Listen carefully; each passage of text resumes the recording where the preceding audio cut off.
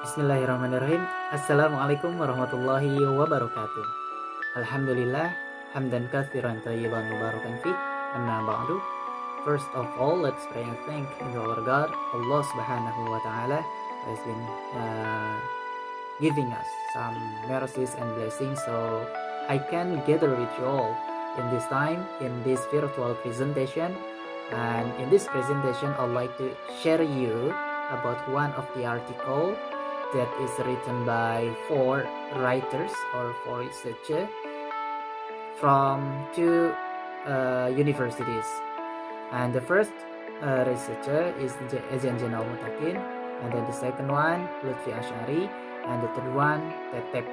They are from Elementary Teachers Education of Institut Pendidikan Indonesia, and the last one Nizar Hamdani. He is from Universitas Garut or Garut University. And in this presentation, in this virtual presentation, I'd like to present about one of the article, and the title of the article, this article is Mathematical Learning Trajectory in Primary School. Have you ever heard learning trajectory or mathematical learning trajectory? So let's check it out. Okay, in this article consists of 3 contents. The first one, it is about introduction, and then the second one, mathematical learning trajectory itself, and the third one, it is about conclusion. Alright, for the first content, the introduction. Children who are in the early grades of elementary school are children who are in the early childhood range. This early childhood is a sort of period, and it is a critical period in one's life. Therefore, all the potential that the child has need to be encouraged so that it will develop optimally. And then Piagets here state that every child has their way of interpreting and adapting to their environment, or cognitive development theory. Piaget added that every child has a cognitive structure called schemata, which is a system of concepts that exist in mind as a result of understanding the object in their environment. These objects occur through assimilation and accommodation. For assimilation, it means connecting object with existing concept in mind, and accommodation means utilizing the concept in mind to interpret object. The two processes, if they occur continuously, will balance the old knowledge and new knowledge. In this way, children can gradually build knowledge through interaction with their environment. Based on this, children's learning behavior is greatly influenced by aspects inside themselves and their environment. The two things cannot be separated because the learning process occurs in the child's interaction with their environment. So strategies of or ways of children towards learning situation and reasoning and mental development of numeracy vary widely, as stated Mutaqin 2017. Here the student strategies or method are one of the stages of the learning trajectory, something like that. Talking about learning trajectory, Simon 1995 stated that the learning trajectory is a road that provides an overview of the knowledge that students already have as a starting point, and each step from the one point to the next describes the thinking process and method used by students and the level of thinking shown by the students. That's the Simon definition about the learning trajectory. And then, in this case, effective learning requires the teachers to meet student needs and help with knowledge that students know. So, teachers should understand learning trajectories, which are how children think and learn mathematics and how to help children learn. Given the importance of sustainable education in terms of the content and the process, mathematical learning trajectory become an essential issue in learning mathematics. For this reason, as a practitioner, the researcher or the writers here, the fourth writers here, as a practitioner of primary education, the author or the writer is interested in discussing the mathematical learning trajectory. So that's the introduction or the background of this article. Okay. And now talking about mathematical learning trajectory. Here, Simon 1995 first used the term learning trajectory, who proposed the hypothetical concept. The concept is as follows. I'll read it. A hypothetical learning trajectory provides the teacher with a rationale for choosing a particular instructional design. Thus, I, as Simon said, I, as a teacher, make my design decision based on my best guess of how learning might proceed.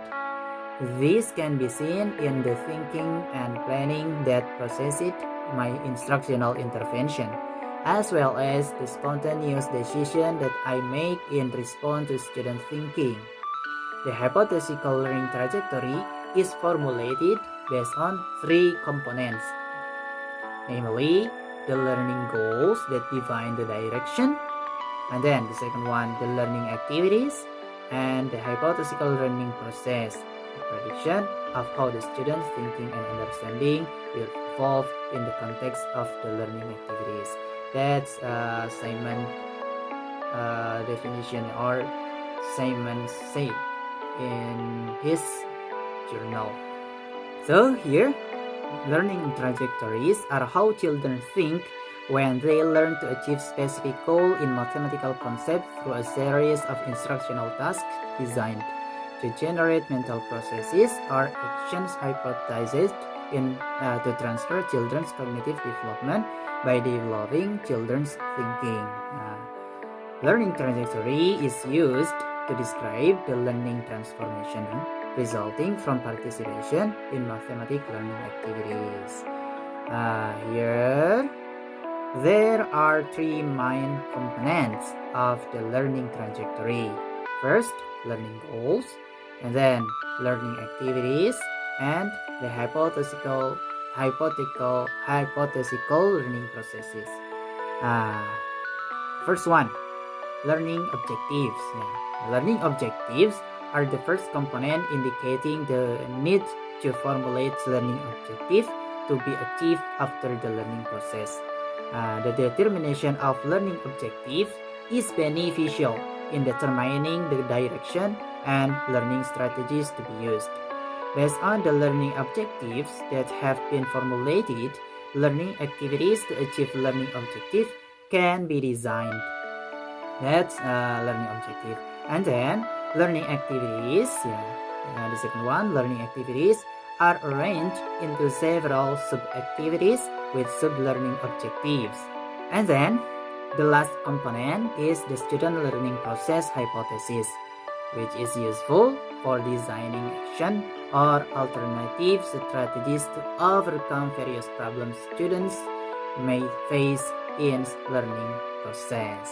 That's the three main components of the learning trajectory.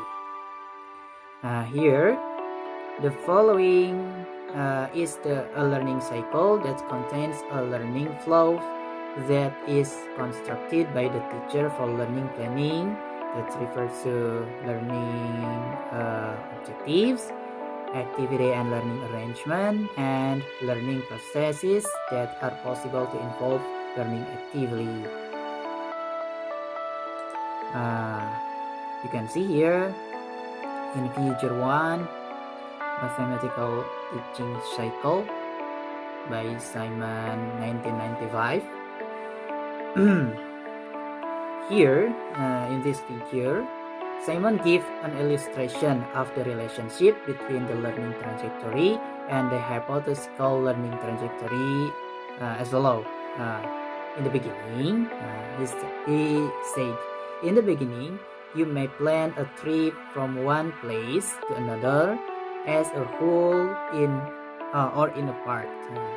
You will introduce the trip according to your plan.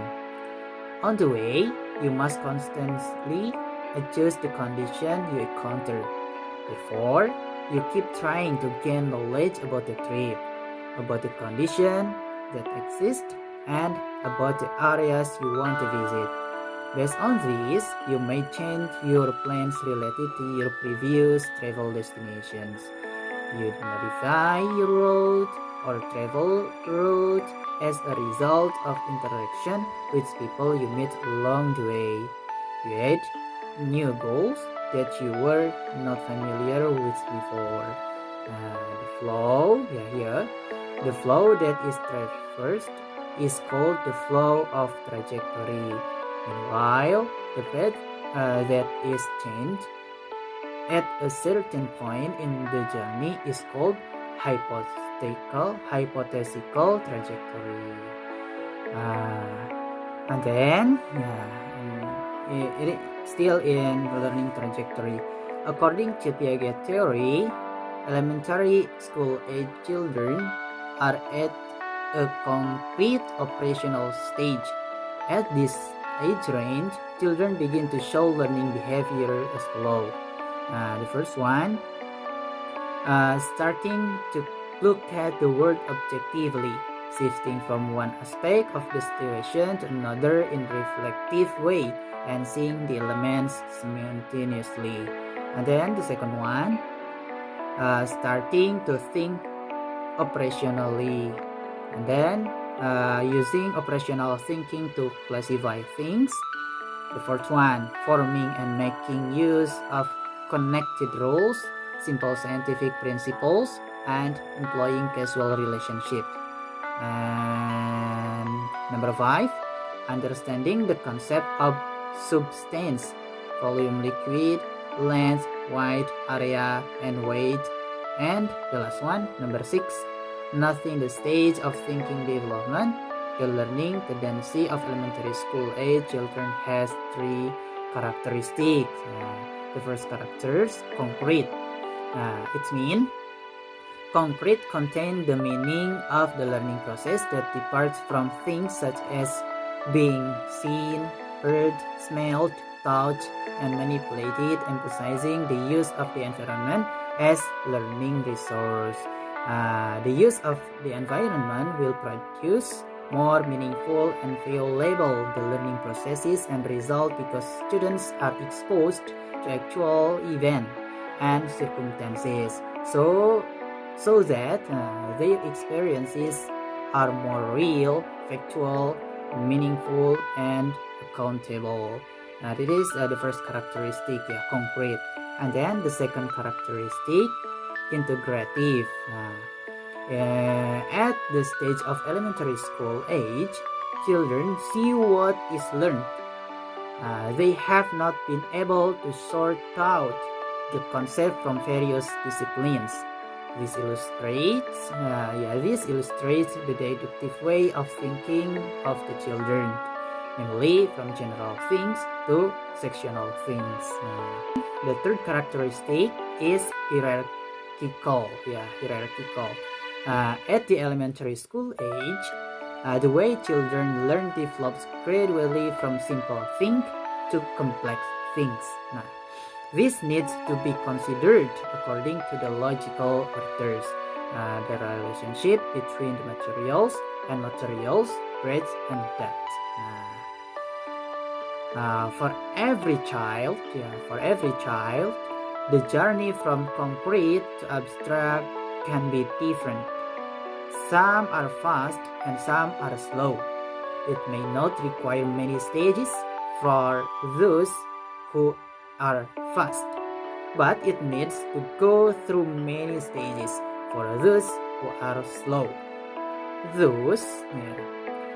Each child may require different learning trajectory or learning path. That's about mathematical learning trajectory. Learning trajectory. And now we are still in mathematical learning trajectory, but it is about the benefit of learning trajectory. Here, talking about the benefits learning trajectory, there are three benefits.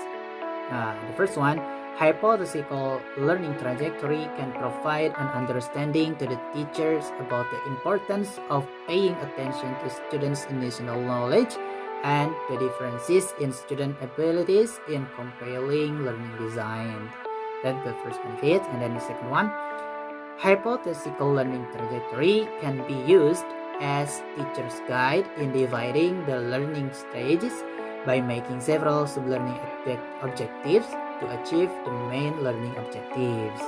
And then the last benefit is hypothetical learning trajectory is useful as a guide for implementing learning activity while providing various alternative strategies or scaffolding to help students overcome difficulties in understanding the learned concept. That's the benefit. Alright, after we know the learning trajectory itself and its benefits, so we are going to talk about the conclusion of these articles. The conclusion is, as Piagets' story, Piagets' theory has had a lot of influence on learning design. Teacher-centered learning has changed to become student-centered. This means that student factors are the main thing and must be considered in making a learning design. Hypothetical learning trajectory can be arranged based on the empirical learning trajectory pattern, so that the teacher can use it as a guide in dividing the learning stages and can provide various alternative strategies or scaffolding to help and overcome students who have difficulty in understanding mathematical concept in elementary school. That's the conclusion of this article. Thank you for your nice attention. Hopefully by this virtual presentation you can get the point about mathematical learning trajectory in primary school, and see you in the next video. Wassalamualaikum warahmatullahi wabarakatuh.